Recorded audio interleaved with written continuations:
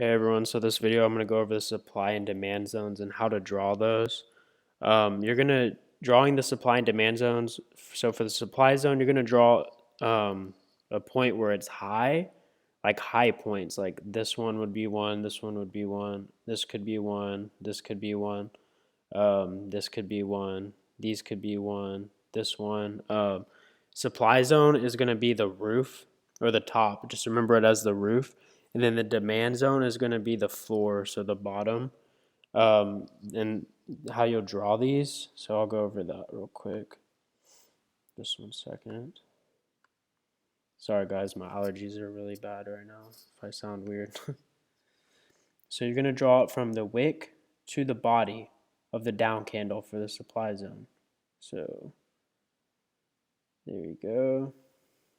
And you could just draw that to the future. And then how you trade this. So you see the price still struggled in here even though this candle was right there.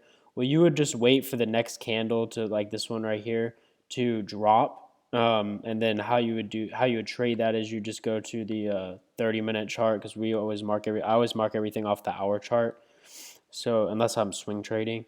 So you'll take it from the wick right here. So let me zoom in so you can see that a little bit better. You have to make sure this is precise. Don't get lazy with the technicals. So you'll draw it from the top of the wick to the body of this down candle. So like a green candle, if it's a supply zone, you'll draw it from the top of the wick right here all the way down to the body, where the body starts on the bearish candle. So this is a bearish candle right here. And then how you would trade that is you would just go wait, or you'd go back on the 30 minutes. So whenever, say this wasn't here right here, and then you saw market was coming up, and then you still see it still struggled right here, well, you just wait for the next candle on to close or open and close on this side, and then you could sell. So that's how you'll trade these. I'll just keep drawing some supply zones so you can see how I draw those. So I would draw one, let's see, right here. And then you can draw these to the future, so you'll see this right here. So whenever the supply zone gets broken, right here it's not really, doesn't really matter.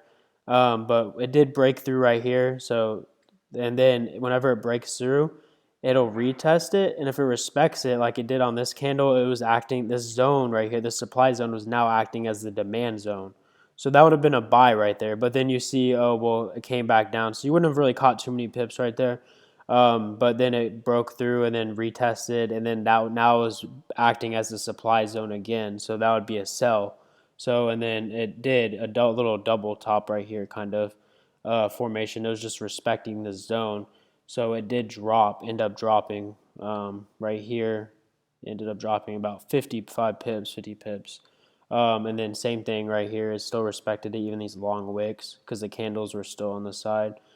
It didn't have the candles on the side. So, and then it dropped again. So that's just a major supply zone right there, a major resistance zone. So whenever price gets to this zone again, you'd just be on alert. So if it goes up and retest it right here, so say it does this, say it does, let me get a drawing tool. So say it comes up and then struggles, bounces off multiple times. Well, then you'd be looking for a sell as long as it respected it. It closed on this side. But if it does break through, so let me delete these.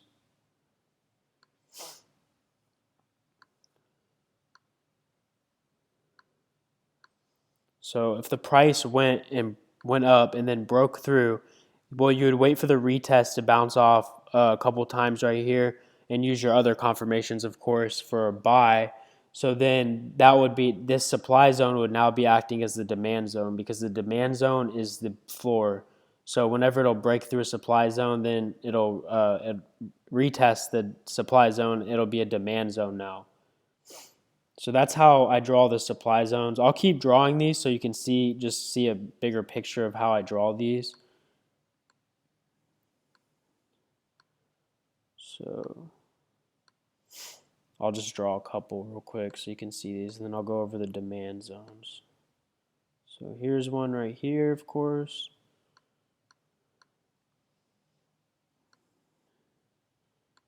Here's one.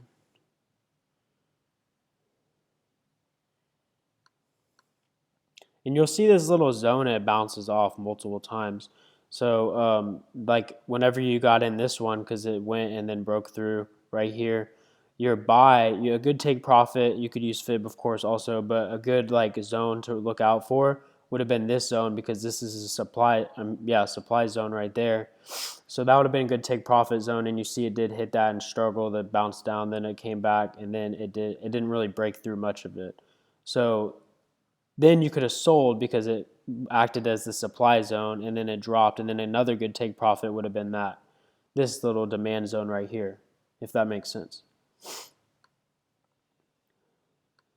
So I'll draw more demand zone, or I'll go over the demand zones now. So how I draw these, again, of course, wick to the body. So let me zoom in so you can see better. So you see how I drew it from this little wick on this bearish candle to the body of the bullish candle right here. And then you see this respected right here. It also did a double bottom, so that would have been a buy for sure right there. And then you could have used this as another supply zone right here, this wick right here. So, and then you would have seen that the market did end up struggling right there. And then it bounced off, but then it broke through, and then it acted as the demand zone again. So this is how you can trade the supply and demand zones. I will upload some more videos on going over this, because this is kind of confusing, but this is just a short video to show you how to use this. So this is all for the supply and demand zone for this video.